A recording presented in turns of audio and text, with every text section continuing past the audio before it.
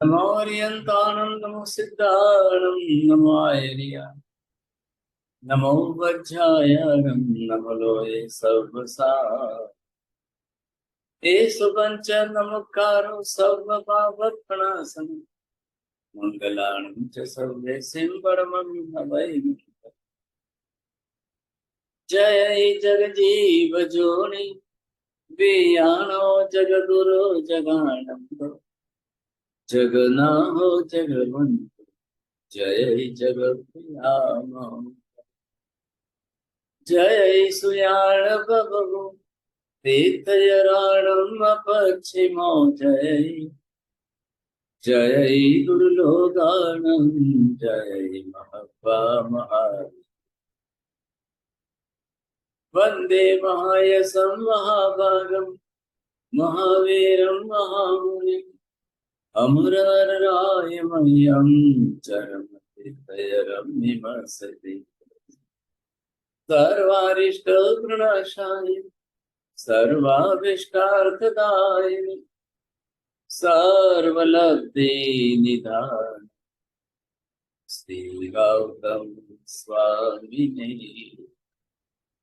श्री सुधर्म स्वामिने अज्ञानतिमिरन्धनं ज्ञानाञ्जनशलाकया नेत्रमुन्मीलितं येन तस्मै श्रीगुरवे नमः। धर्मलाभ बहुत बहुत आशीर्वाद। सभी को सादर जय जिनेन्द्र। गंधर्वाद की इस 216वीं कक्षा में आप सभी का हार्दिक स्वागत है। पूर्व कक्षा के अंतर्गत हमने जो सुधर्मा स्वामी की संज्ञा चल रही है कि वह किस प्रकार से मनुष्य मर करके मनुष्य उत्पन्न होता है, जो मतलब उन्होंने किसी भी रूप में गत्यंतरवाद को स्वीकार ही नहीं किया कि एक गति से दूसरी गति में जा सकते हैं, अथवा चेंजिंग नहीं माना। उन्होंने सिर्फ यही कहा कि मनुष्य अगर मरेगा तो मनुष्य ही बनेगा। लेकिन उन्होंने किस प्रकार के तर्क रखे, उस तर्कों को भी हमारा सामने बताया और उन तर्कों के आधार से उनका निराकरण किस प्रकार से किया गया और महावीर स्वामी ने उन तर्कों का निराकरण कैसे किया, वो हमारा सामने हमें पिछली कक्षा में बताया था। अब आगे की कक्षा के लिए मैं महाराज साहब से निवेदन करना चाहूँ। बहुत बहुत धन्यवाद सर।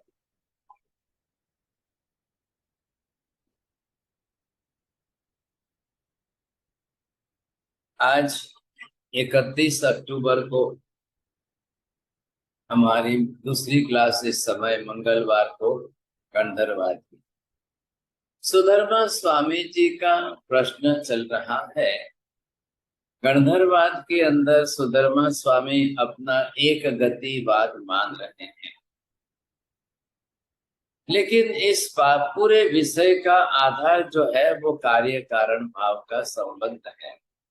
प्रश्न यहाँ पर ये उठता है कि कारण के आधार पर कार्य के अंदर परिवर्तन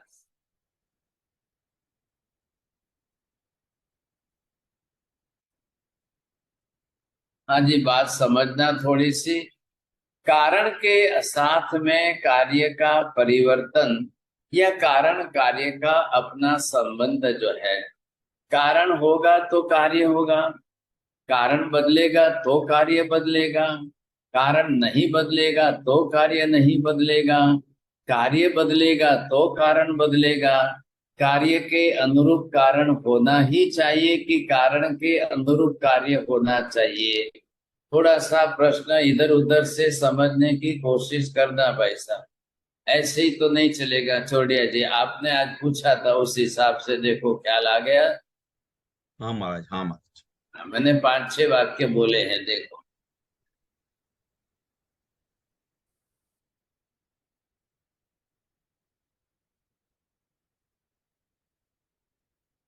क्या हुआ, बोला नहीं आपने? अरे अहो, मैंने तो ध्यान ही नहीं दिया। चलो ठीक है, अच्छी क्षमता बात। चाहता हूँ। बोलिए विपुल जी, आप बोलिए। महाराज साहब, कारण के अनुसार कार्य होता है, लेकिन कारण हो और कारण होने पर कार्य हो ही ये निश्चित नहीं है। कभी कभी कारण तो होता है लेकिन कार्य नहीं हो पाता है, लेकिन कारण के विपरीत कार्य नहीं होगा। थोड़ा इधर भी ध्यान दीजिए, मैं लिख रहा हूं कारण के बदलने पर कार्य बदलता है। जी महाराज साहब।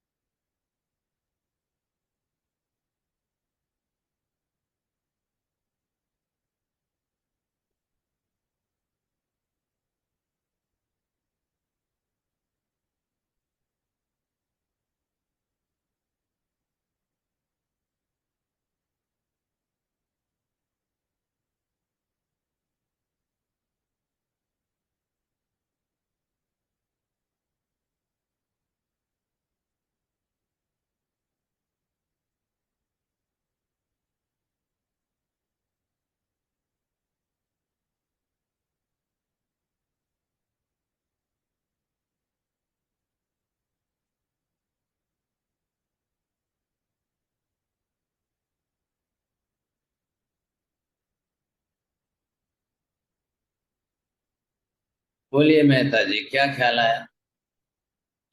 हाँ, साहब जी आपने लिखा है कि कारण के बदलने पर कार्य भी बदलता है या कारण के बदलने पर कार्य नहीं बदलता। तीसरा ऑप्शन में कार्य के बदलने पर कारण नहीं बदलता या कार्य के बदलने पर कारण भी बदलता है। हाँ, ये अब चार ऑप्शंस बैठाइए। आपने दिए। चारों बात है, चारों बात बैठाइए। कारण और कार्य का जो भाव है वो अविनाभाव संबंध होगा, तो कारण के बदलने पर कार्य भी बदल जाएगा और कार्य के बदलने पर कारण भी नहीं बदल जाएगा। अगर अगर अविनाभाव संबंध नहीं है, उनका संबंध कैसा है उसके ऊपर डिपेंड करता है ये कि अभी कारण और आप कार्य को संबंध कैसे। संबंध बाद में लाओ, पहले इन दो के बीच में बैठाइए बात। कारण कार्य भाव के बीच में क्या लगता है? संबंध है, यहाँ उसका पर, संयोग होता है। हाँ, यहाँ पर जो है परमात्मा महावीर प्रभु सर्वप्रथम सुधर्मा जी को पूछ रहे हैं, आप एक ही गतिवाद को लेकर चले हो तो इसके पीछे कारण क्या है? अब कारण सार्थक और निरर्थक दो के बीच में क्या बात ख्याल आ जाएगी आपको? दोनों का ध्यान रखिए।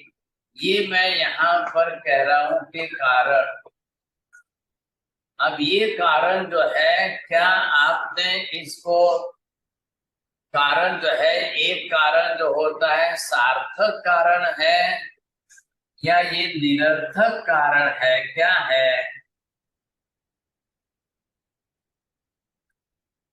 सुराना जी, ख्याल में आ रहा है आपको? साहब जी कारण निरर्थक कैसे हो सकता है? अरे भाई साहब, अब कैसे हो सकता है? इधर क्या विषय चल रहा है? सुधर्मा जी के प्रश्न के अंदर इन्होंने मुद्दा क्या उठाया है? कारण बदलने पर कार्य बदले और कारण होने पर कार्य न भी बदले। आप पहले उनके पॉइंट्स पर मुद्दे को पकड़िए। इन्होंने कारण सार्थक माना है कि निरर्थक माना है? मल मूत्र सहित पुरुष शरीर को जला जाए तो कारण किसे कार्य बदल जाता है, और मल मूत्र रहित अगर कार्य किया जाए, शरीर को जलाया जाए तो एक गति होगी और नहीं तो नहीं होगी। अब आत्मा की गति के पीछे मलमूत्र सहित या रहित शरीर को जलाना, यह सार्थक कारण है कि निरर्थक कारण? निरर्थक है। हाँ, अब आई ना बात समझ में? कारण मानने पर भी कारण की सार्थकता निरर्थकता। अगर आपको इनके कारणों में निरर्थकता लग रही है तो मतलब क्या हुआ? तो फिर आप जो है मलमूत्र सहित जलाओ या मलमूत्र रहित जलाओ, इसमें एक गति या अनेक गति, इसका प्रश्न कार्य कारण भाव संबंध में बैठता ही नहीं है। पहले आप कंसेप्ट पकड़िए। आप, मैं समझता हूँ बहुत दिन हो रहे हैं, टाइम चल लग रहा है, लेकिन पहले बात को पकड़िए, समझे कि नहीं? तो क्या होगा, इन्होंने सुधर्मा जी अपना मत सिद्धांत बना रहे हैं। अच्छा, ये इसके साथ कार्य के साथ कारण को भी स्वीकार कर रहे हैं। तब महावीर स्वामी पूछ रहे कि आपका कार्य के पीछे कारण सार्थक है कि निरर्थक है, सही है या गलत है? हाँ, महावीर भी कह रहे हैं कि भाई कार्य के पीछे कारण का होना अनिवार्य है, ना नहीं कह रहे महावीर, लेकिन कारण अनिवार्यता बनाते हुए भी आप कारण की निरर्थकता अगर रहेगी, वैसे कारण से कार्य का कोई संबंध नहीं बनेगा। अब सुधर्मा जी जवाब क्या देते हैं, मैं क्या करूं, वेद में लिखा ही ऐसा है, सपुरुषो दह्यते वै सवै सो श्रृगालो जायते, मल मूत्र सहित पुरुष को जला दिया जाए तो वो श्रृगाल बनता है।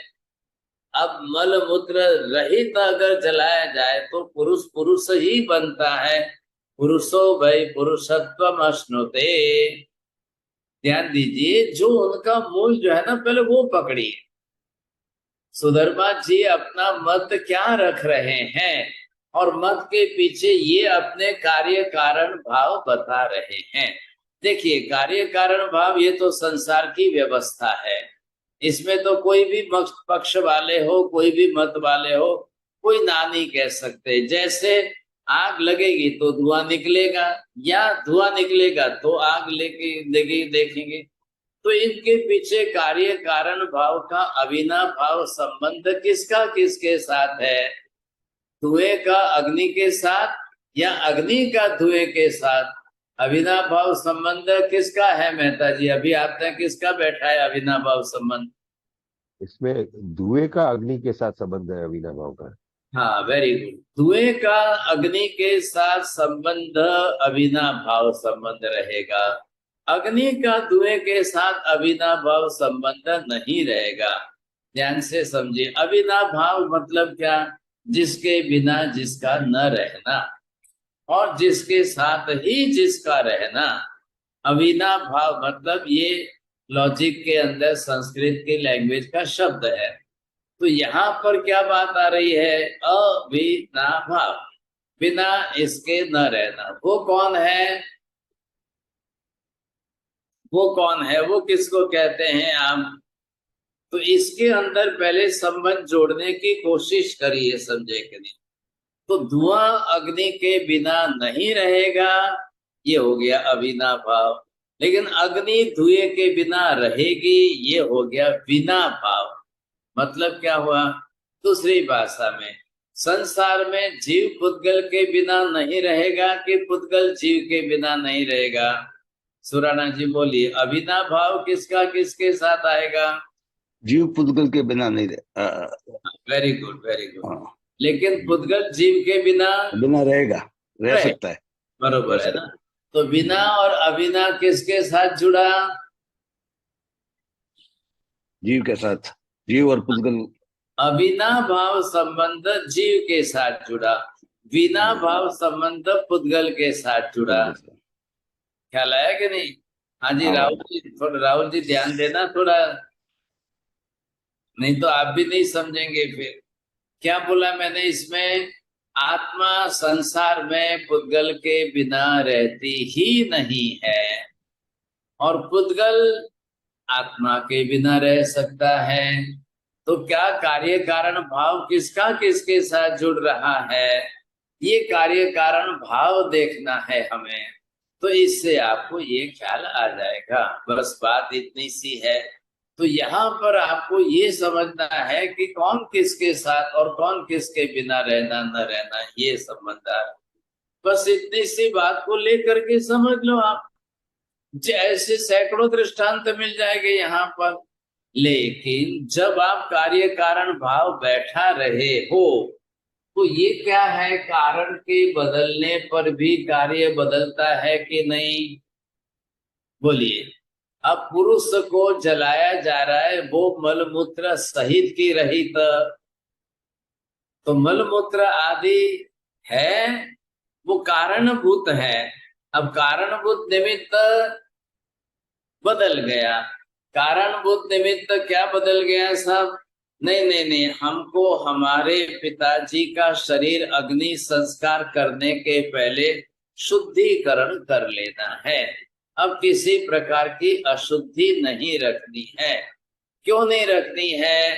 तो ये कारण कार्य बता रहे, संबंध बता रहे हैं कि अगर आपने कारण बदल दिया तो कार्य भी बदल जाएगा।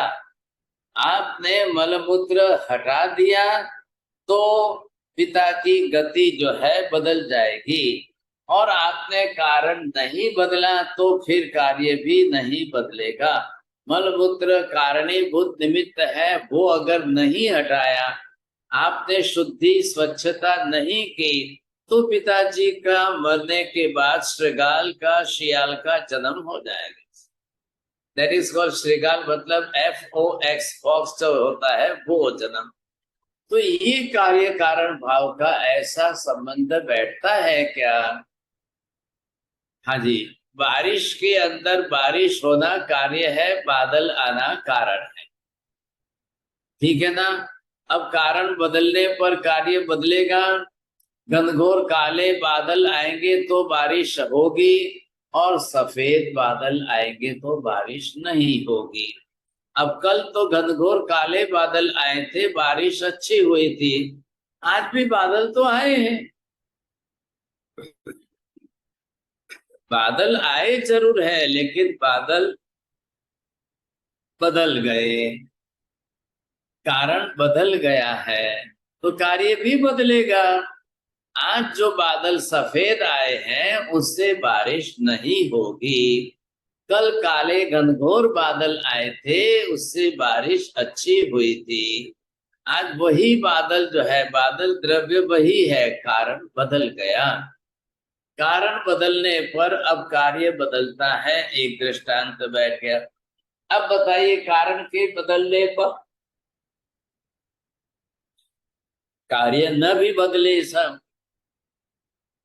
वो कैसे?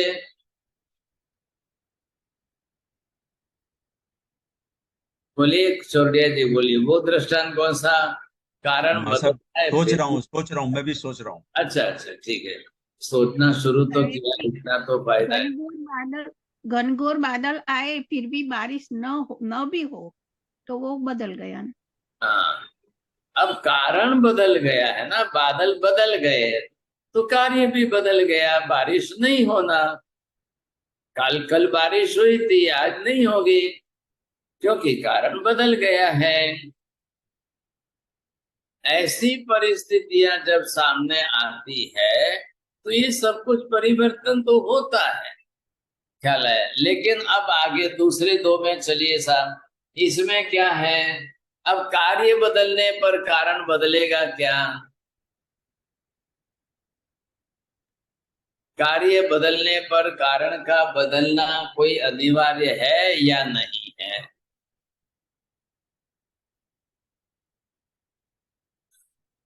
नहीं होगा महाराज। क्यों नहीं होगा भाई साहब? ये बैठता नहीं है महाराज।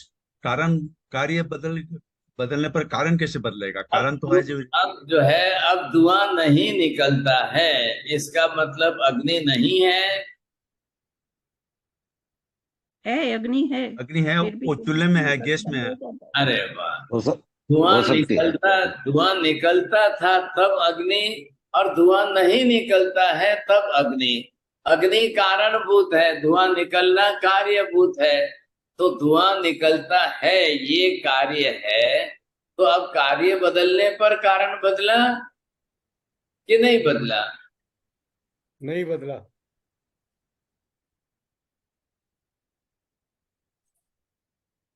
हाँ जी। अब यहाँ पर क्या है, सुधर्मा जी के मत में गति न बदलना कार्य है, गति वही रहना कार्य है, ख्याल है कि नहीं? पुरुष मर के पुरुष ही बना, ये कार्य है। और कारण और कार्य दोनों समांतर है, कारण भी नहीं बदला और कार्य भी नहीं बदला। कारण कौन है? पुरुष मर पुरुष, और कार्य क्या हुआ? पुरुष मर के पुरुष बना है, स्त्री मर के स्त्री बनी है, मनुष्य मर के मनुष्य बना है। लेकिन तो फिर आप ये क्यों कहते हो कि मलमूत्र सहित जलाने पर कार्य बदल जाएगा, ऐसा क्यों कहते हो? थोड़ा ध्यान देना भाई, सब समझ में आएगा। तो यहाँ पर दोनों बात कैसे अलग हो रही है? अब आप अलग क्यों कहते हो? तो आपने गति बदलने और गति न बदलने के पीछे पुरुष को कारण माना है, मृत्यु को कारण माना है, मलमूत्र को कारण माना है, मलमूत्र रहित अवस्था को कारण माना है। तो पहले ये तो निर्णय करो कि कारण आपके है कौन से, कारण सही है कि गलत है, कारण सार्थक है कि निरर्थक है। साहब पहले इसको मानिए। चलो इनमें से अब जो भी कारण हो, इन कारणों को बताइए, आप बैठाने की कोशिश करिए।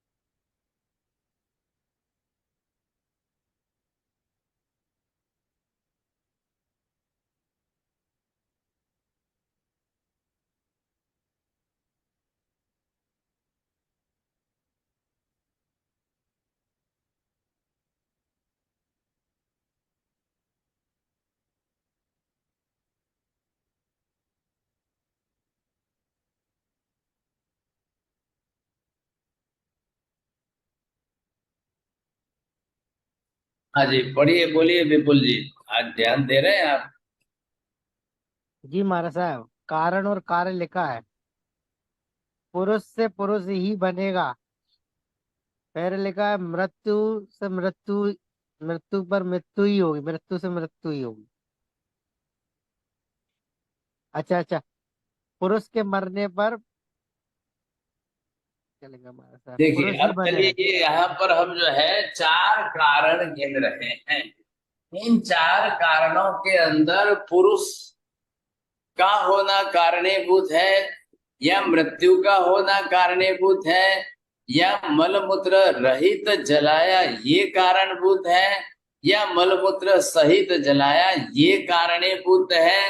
अभी इन चारों को ये जो है सुधर्मा जी का मत है ना, अब उनकी बात चल रही।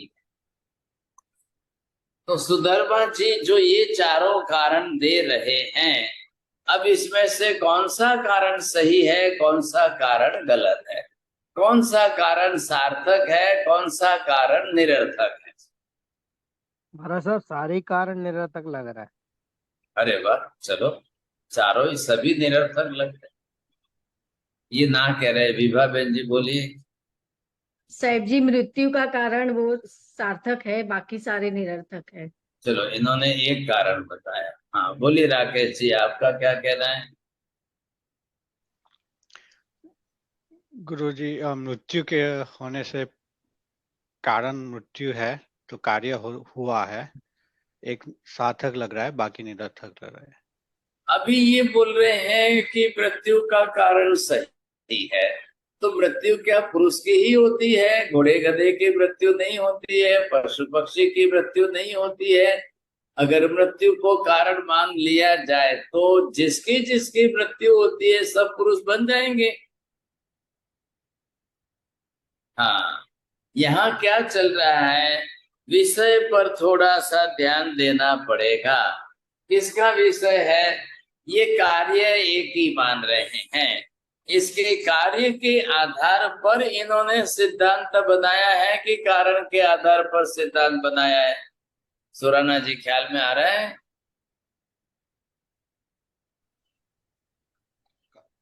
इन्होंने कारण के कारण कार्य बताया।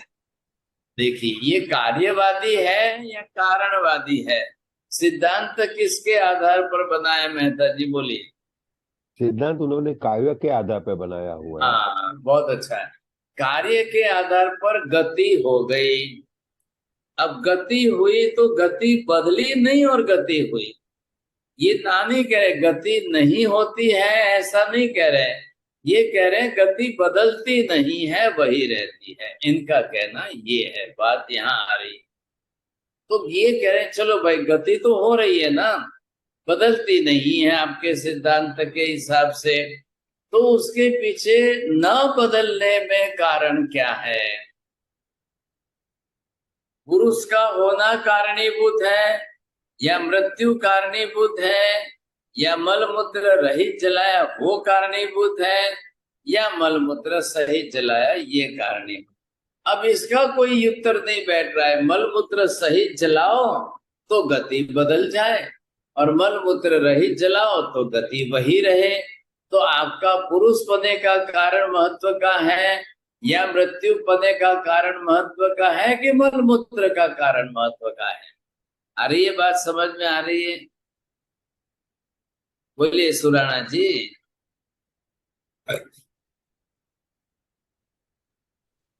नहीं समझ आई बात। क्यों, क्या हो गया भाई? कार्यवादी है तो कार्यवादी के लक्ष्य के हिसाब से इन्होंने सिद्धांत निश्चय किया है। सिद्धांत क्या निश्चय किया है? एक गतिवाद का। गति आपकी है, तो आपने जब यहाँ तो आप दोनों ही बता रहे हो, चौथे के अंदर गति बदल जाती है, तीसरे में गति नहीं बदलती है, तो आपने सिद्धांत क्यों बनाया? और सिद्धांत बनाया तो उसमें आपका कारण सही कहाँ बैठ रहा है? कारणवाद की समीक्षा करना है, कार्य कारण भाव। अब आपने कहा है वही गति रहती है, गति बदलती नहीं है, तो ये क्या है? ये कारण बदलना, आप स्थिर क्यों नहीं रहते हो? सिद्धांत स्थिर होता है ना, तो आप इसको सिद्धांत स्थिरता के सिद्धांत को लगाइए साहब, तब आपको ख्याल आएगा। अब स्थिरता का सिद्धांत क्या है? स्थिर सिद्धांत किसको कहते हैं? कारण बदलने पर भी कार्य न बदले उसको स्थिर सिद्धांत कहते हैं, कि कारण बदलने पर कार्य बदल जाए उसको स्थिर सिद्धांत कहते हैं। कारण बदलने पर काम कार्य बदल जाए। हाँ, अगर कारण बदलने पर कार्य बदल जाए तो फिर आप स्थिर सिद्धांत कैसे कहोगे? क्योंकि यहाँ पर आपने कहा कि मलमूत्र सहित जलाया जाए तो गति बदल जाती है।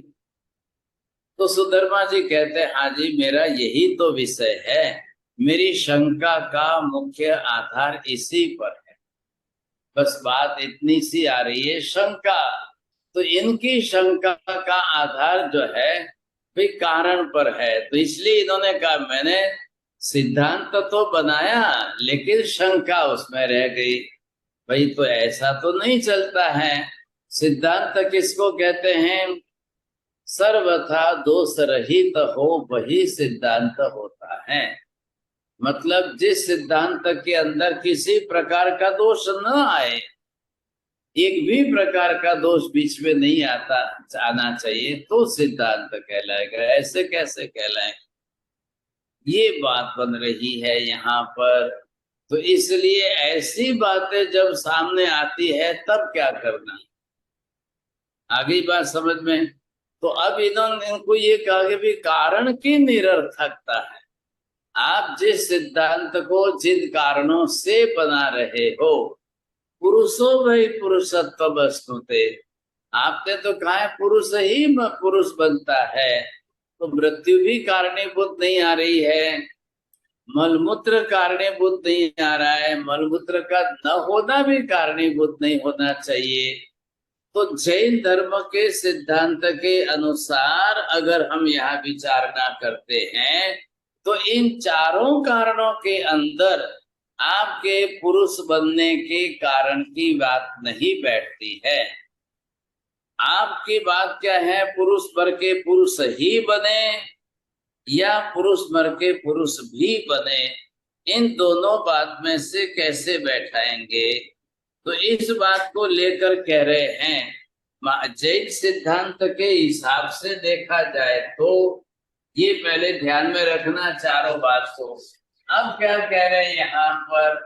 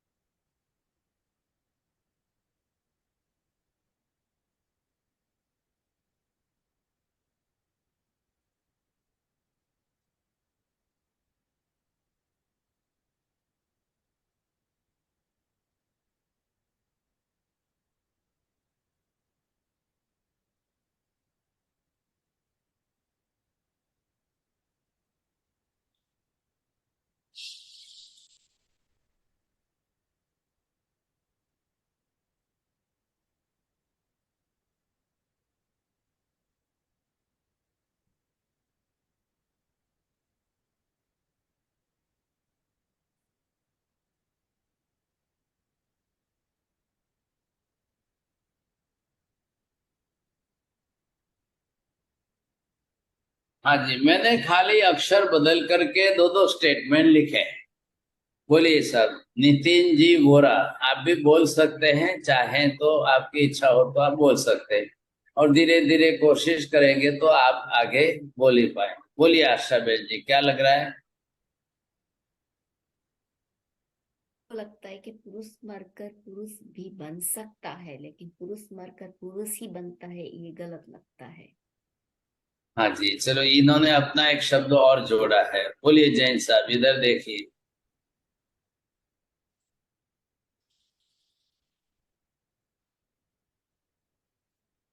चलिए, उनका ध्यान नहीं। बोलिए चौड़िया जी, क्या है सही गलत? महाराज साहब, आपने इसमें पुरुष मरकर पुरुष ही बनता, मतलब कंपलसरी हो गया कि पुरुष मरेगा तो पुरुष ही बनेगा, तो ये तो संभव नहीं है। पुरुष भी हो सकता है, दूसरा भी हो सकता है, और भगवान के पुरुष मरकर पुरुष भी बनता है, पुरुष भी बनता है, और अगली जोनी और दूसरी जोनी में भी जा सकता है। अरे भाई साहब, ये जो है ना, अब ये स्टेटमेंट या ये स्टेटमेंट, सुधर्मा जी ने ये स्टेटमेंट पकड़ के रखा है। अब महावीर कह रहे हैं कि भाई आप ये भी मानो ये भी मानो, दोनों बात बोलो। तो आप ही को पकड़ के रखने के बजाय पहले भी पर आइए।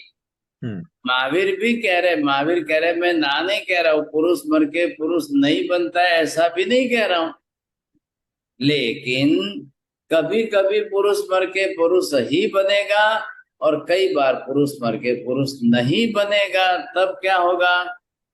तो सुधर्मा जी कह रहे मैं भी तो यही कह रहा हूं, मल मूत्र सहित जलाया जाए और मल मूत्र रहित जलाया जाए। तो ये जो है मल मूत्र रहित जलाया जाए तो पुरुष मर के पुरुष ही बनेगा, लेकिन मल मूत्र सहित जलाया जाए तो पुरुष मर के श्रीकाल बनता है। अब महावीर क्या जवाब देंगे? बोलिए मेहता जी, क्या जवाब देना चाहिए?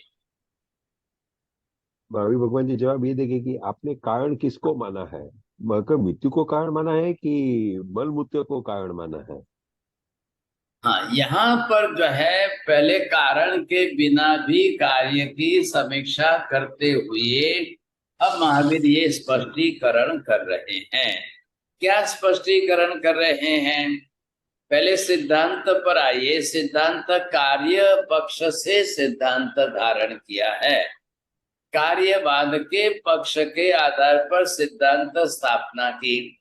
अब कारण की समीक्षा बाद में करिए तो ठीक है। चलिए भाई साहब, आप कहते पुरुष मर के पुरुष ही बनता है, महावीर कहते पुरुष मर के पुरुष भी बनता है, मतलब भी लगाया तो अर्थ बदल जाएगा, पुरुष मर के पुरुष भी बनेगा, अन्य भी बनेगा साहब। तो सुधर्मा जी को उन्होंने कह दिया, तो सुधर्मा जी कह रहे कि मैं तो आपका मत स्वीकारने को तैयार हूं, लेकिन पुरुष पुरुष तो बन तो रहा है ना, और मल मूत्र सही जलाया जाए तो श्रृंगार भी बन रहा है। तो हमारे यहाँ तो वेद वेदांत में दोनों ही बात लिखी है। तो बोले एकांतवाद का प्रश्न है, या इस तरह से आपने ही का भी लगाकर एकांत हटा दिया और अब सही बन गया, क्या ये सही मत है? क्या हो गया सुराना जी, ध्यान दीजिए थोड़ा।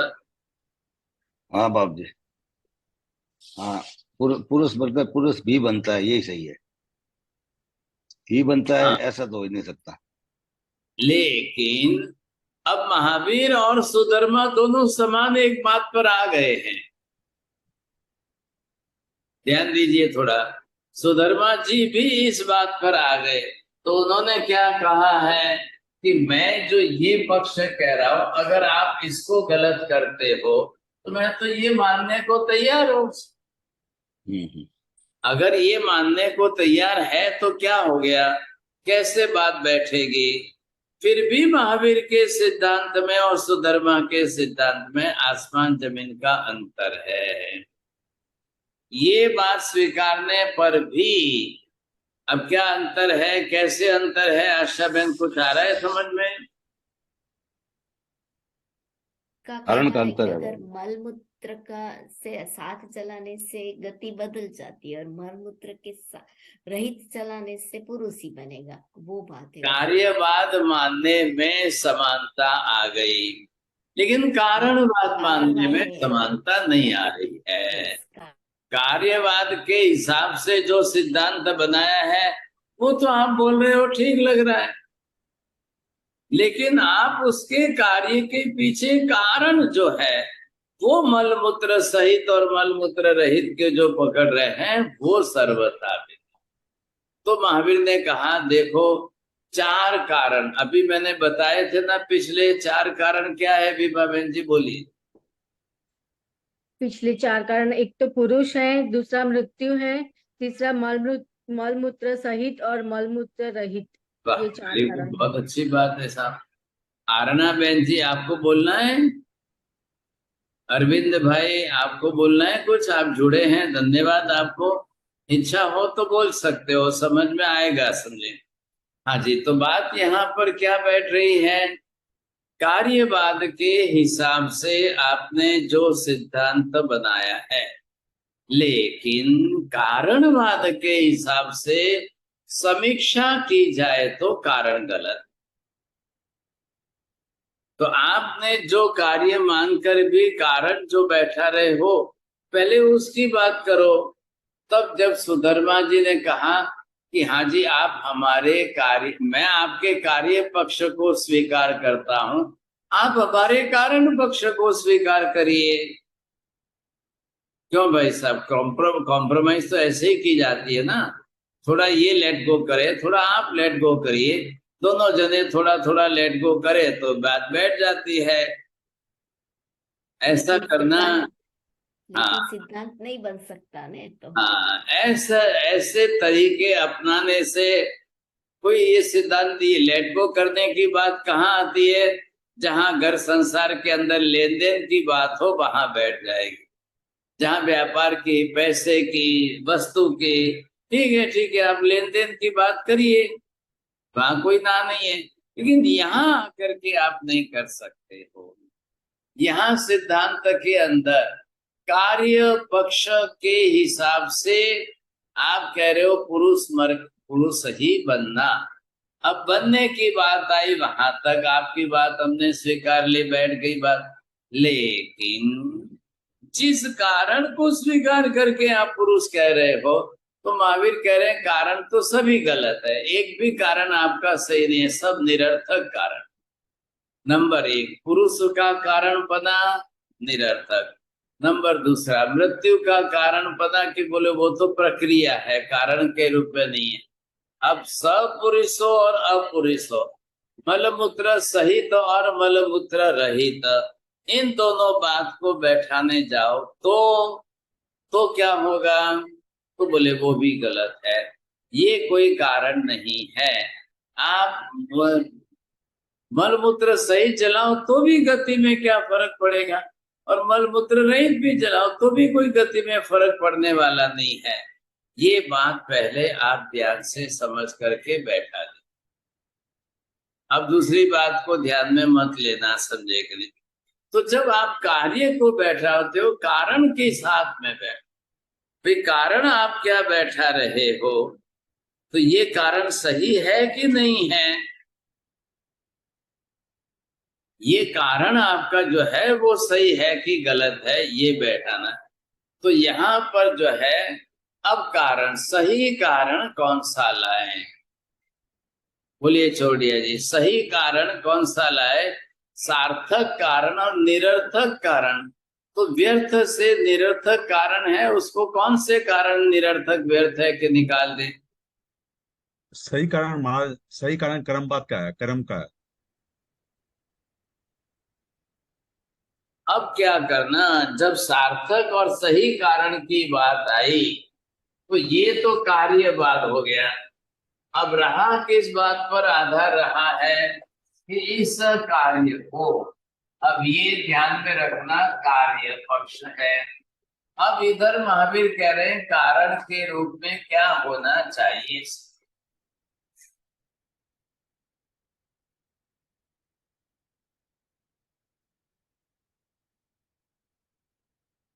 महावीर जिस कारण को सार्थक सही बता रहे हैं, उस कारण को सुधर्मा जी नहीं मान रहे।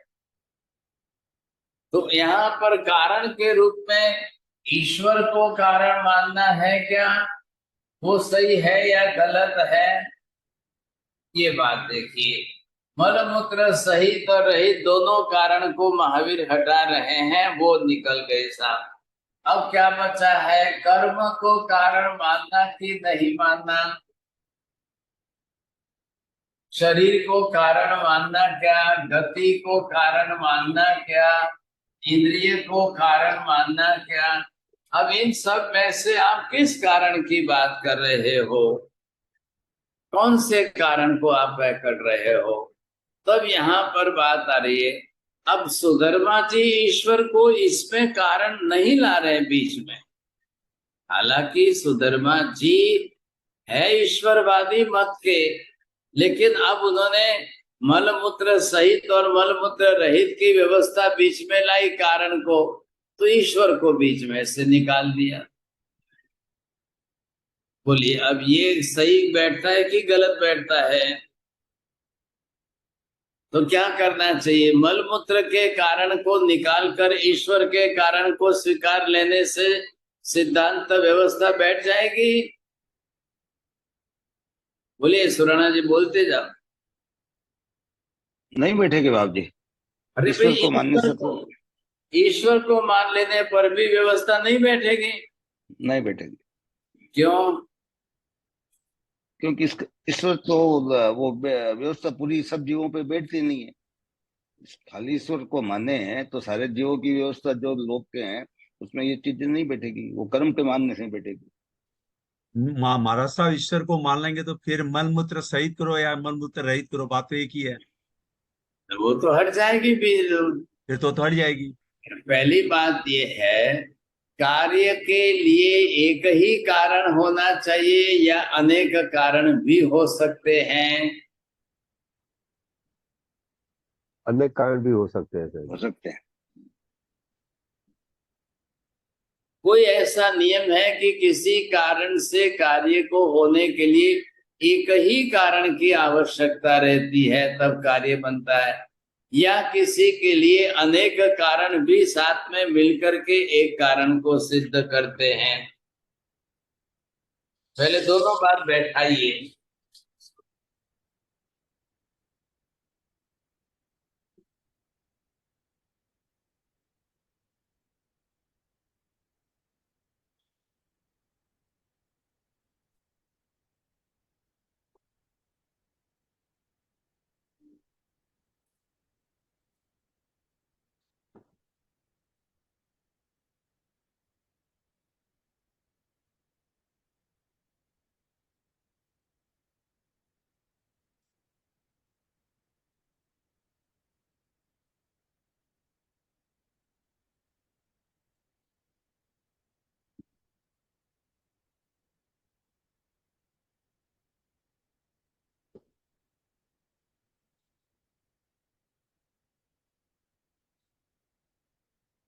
हाँ जी, ये नियम है क्या? एक कारण से एक ही कार्य सिद्ध हो, अनेक कारण से अनेक कार्य सिद्ध हो। एक कारण से अनेक कारण सिद्ध हो ही नहीं सकते हैं, और अनेक कारण से अनेक कार्य सिद्ध नहीं हो सकते हैं। जरा ध्यान देना भाई साहब। मेहता जी बोलिए। चार चार पक्ष मैंने बना के बताए। साहब जी, आपने बताया कि एक कारण से ही एक कार्य की सिद्धि हो सकती है, या अनेक कारण से एक कार्य की सिद्धि हो सकती है, या एक ही कारण से अनेक कार्य की सिद्धि हो सकती है, या अनेक कारण से अनेक कार्य की सिद्धि हो हाँ, सकती है। वेरी गुड, बहुत अच्छा है। बैठाइए, चारों सिद्धांत के मत से बैठा के देखिए।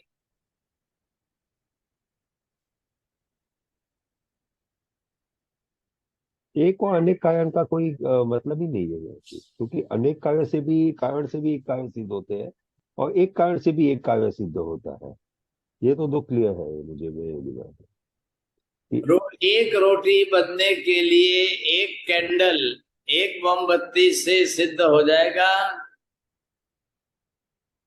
नहीं नहीं, अनेक कैंडल होने से एक रोटी बनेगी कि अनेक कैंडल से अनेक रोटी बन जाएगी? हंसाबेन बोलो।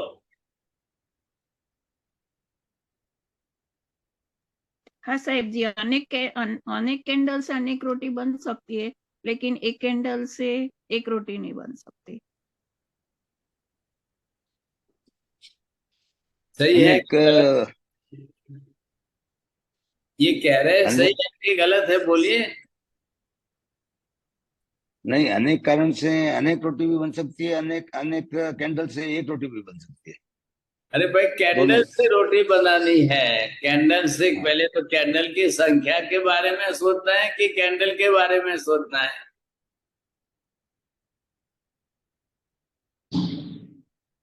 रोटी के बारे में सोचना है, नहीं कैंडल के रोटी बारे तो में। कार्य है, रोटी तो कार्य है।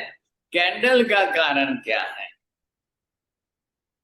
आज जरा घर पर देख लेना, कैंडल से रोटी बना के तो देख लेना, क्या जाएगा? नहीं फिर आपको बनेगी, समझ में आ जाएगा। नहीं नहीं बनेगी, वो तो आपने बनेगी, बोल नहीं दिया ऐसा तो फिर बनेगी। आप अरे निरर्थक कारण को पकड़ने पर भी आप ये और वो। पहली बात तो आप निरर्थक कारण है ये। हाँ, संख्या क्यों पकड़ रहे हो? कारण के अंदर का सार्थकता निरर्थकता पहले पकड़ो, फिर संख्या पकड़ो। यहाँ संख्या की बात चल रही है, तो पहले कारण अगर सही नहीं है तो संख्या क्यों बैठाते हो? ये बात भी तो बरोबर समझिए ना। देखिए, ध्यान में आइए। यहाँ पर आपको देखना है, एक कारण के होते हुए भी घर में किचन में आग तो लगी है, लेकिन फायर ब्रिगेड को लगाना बुलाना चाहिए क्या? अब घर में मम्मी रसोई बनाई है तो गैस में तो आग तो चालू रहेगी, तो ही रोटी बनेगी। रसोई कैसे बनेगी फिर? लेकिन घर में आग लग गई, इतना मतलब आपको कि फायर ब्रिगेड को बुलाने की जरूर नहीं है ऐसा। तो फायर ब्रिगेड को बुलाने की नौबत कब आती है? उस समय कौन सी नौबत होती है, कितनी नौबत होती है? वहां आग कारण ही भूत निमित्त दृष्टि गोचर नहीं होता है, और कार्य के रूप में धुआं इतना ज्यादा फैलता हुआ गुब्बारे की तरह से इतना खुलता है, तब जाकर के बीच में आ रहा है। ये आपको ध्यान में आना चाहिए। इतने इस हिसाब से प्रमाण, अब कारणभूत निमित्त देखना है तो प्रमाण कौन सा है वो भी तो देखना पड़ेगा। कारणों का प्रमाण, अब कारणों के इतने ज्यादा प्रमाण है क्या? यहाँ पर सुधर्मा जी कितने कारणों से अपने कार्य की सिद्धि मान रहे हैं। आप एक ही कारण से अपने कार्य की सिद्धि मान रहे हो, तो आपको ईश्वर के कारण की तो आवश्यकता नहीं है ना। फिर आपको कर्म के कारण की भी आवश्यकता नहीं है। फिर आपको गति के कारण की, शरीर के कारण की, या ऐसे जो भी अन्य कारण है उनका क्या करें हम? तो ये दोनों बात बीच में आती है, ध्यान दीजिए। इन बातों को ख्याल में रखें, तब आप समझ जाओगे।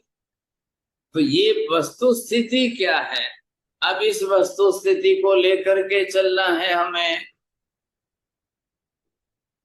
जब वस्तु स्थिति सामने आएगी तब आपको ख्याल आएगा। तो यहाँ पर सुधर्मा जी एक कारणवादी पक्ष वाले हैं कि अनेक कारणवादी पक्ष वाले हैं? बोलिए मेहता जी। ये अनेक कारणवादी पक्ष में है। एक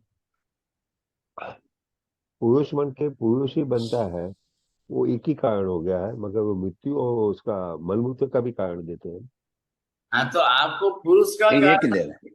पुरुष तो बनना है, कार्य पक्ष में गया, लेकिन मलमूत्र सहित और मलमूत्र रहित। मलमूत्र तो एक ही मुख्य कारण रूप से है। है। हाँ, मलमूत्र तो वहां मुख्य रूप से है। अब महावीर क्या कह रहे हैं वो भी सोचिए। क्या हुआ जैन साहब, क्या नींद आ रही है कि जाग रहे हो? ध्यान नहीं है आपका? फिर नहीं, अब जाग रहा हूँ साहब, जाग रहा हूँ। ये तो विषय ही ऐसा है, क्या करेंगे? मैं भी समझता हूँ आपकी बात, लेकिन यहाँ पर क्या है, अगर इंटरेस्ट छूट गया आपका, रस रुचि नहीं रहेगी तो फिर ये समझ में नहीं आएगा। हाँ जी, तो बात क्या है यहाँ पर? पहले कारणवाद, क्या महावीर क्या कह रहे हैं? महावीर एक कारणवादी है कि अनेक कारणवादी है? अनेक कारणवादी है। महावीर तो एक ही कारणवादी है। अब आपने क्या समझा? महावीर- कर्म, कर्म एक ही है कि कर्म अनेक है? कर्म की संज्ञा एक कर्म है, तो एक है। कर्म की संज्ञा एक है, लेकिन प्रकृतियां कितनी हैं? अनेक है। अनेक है। और प्रकृतियां जितनी हैं उसके कारण कितने हैं? अब कर्म खुद कार्य है कि कर्म के कारण है, पहले वो देखिए।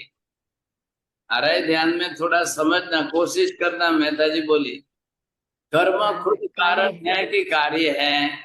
और कर्म के लिए भी दूसरे कारण है कि क्या है? कर्म कारण भी है और उसके कर्म का कार्य भी है। गति के लिए कर्म कारण है, मगर गति कैसे आई उसके लिए वो दूसरे कारण भी है। बोलिए, क्या सही गलत जो भी है बोलिए। अरना बेन जी ख्याल आ रहा है? बोलिए।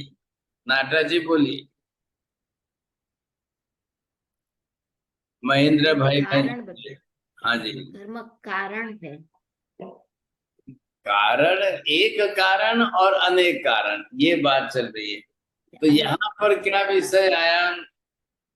एक कारणवादी पक्ष, महावीर को आप बोले कि भाई उन्होंने तो एक कर्म शब्द दे दिया, कर्म एक है या अनेक है? तो यहाँ पर जब बात कर्म की आएगी तब महावीर कह रहे हैं संज्ञा के रूप में कर्म एक ही है, लेकिन प्रकृतियों के रूप में अनेक है। अब कर्म कारण भी है और कार्य भी है, वो कैसे? कर्म स्वयं ही कार्य के रूप में है और कर्म कारण के रूप में भी है।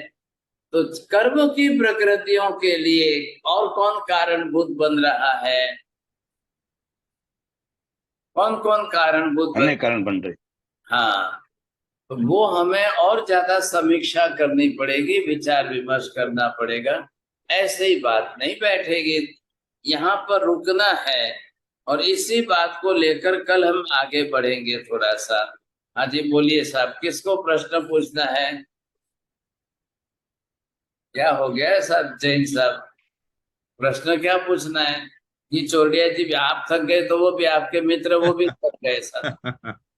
इनको वापस चाय पीनी पड़ती है, ये तकलीफ। ऐसे नहीं चलेगा भाई साहब, ये है विषय ही ऐसा है। क्या नहीं, है? विषय है मजेदार महाराज, बहुत मजेदार है। हाँ, मजेदार है ना, तो ये समझना तो पर देखिए सामने, ये हमारी तो खैर इतनी लेवल नहीं है, कैलिबर नहीं है, लेकिन इधर सुधर्मा जी बड़े पंडित है और इधर केवल ज्ञानी महावीर है। अब महावीर जब एक बात को सीधे स्पष्ट कह के नहीं, लेकिन उनका दिमाग क्लियर करके बात बैठा रहे हैं, समझा रहे हैं, तब कह रहे हैं ना। ऐसे ही तो संभव नहीं होता है। हाँ बोलिए, किसको प्रश्न पूछना तो है? सुधर्मा जी तो एकाध मुहूर्त में समझ गए बात जी, एक दो मुहूर्त में ही समझ गए थे। सुधर्मा जी तो एकाध मुहूर्त में ही समझ गए थे सारी बात। अब आप लगता है आपको ऐसा लगता है, समझे कि नहीं। चलो कल और फिर चर्चा करेंगे कल इस बात पर। थोड़ा घूट के आना, थोड़ा सा चिंतन मनन करके आना तो फायदा हो।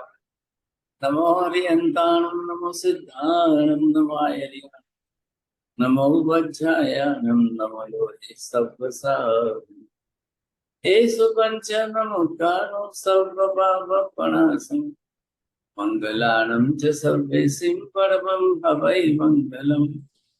मंगलम भगवान वीरो मंगलम गौतम प्रभु मंगलम स्थूलिभद्राद्या जैन धर्मोस्तु मंगलम। चत्तारि मंगलम हरिहंता मंगलम सिद्धा मंगलम साहु मंगलम केवली पंडितो धम्मो मंगलम।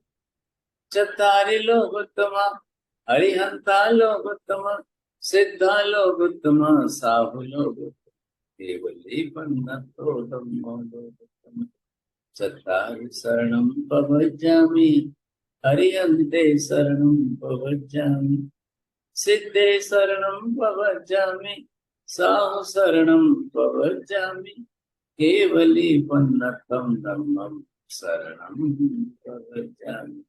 सर्वमंगलमांगल्यं सर्वकल्याणकारणं प्रधानं सर्वधर्माणां जैनं जयति शाश्वतम्।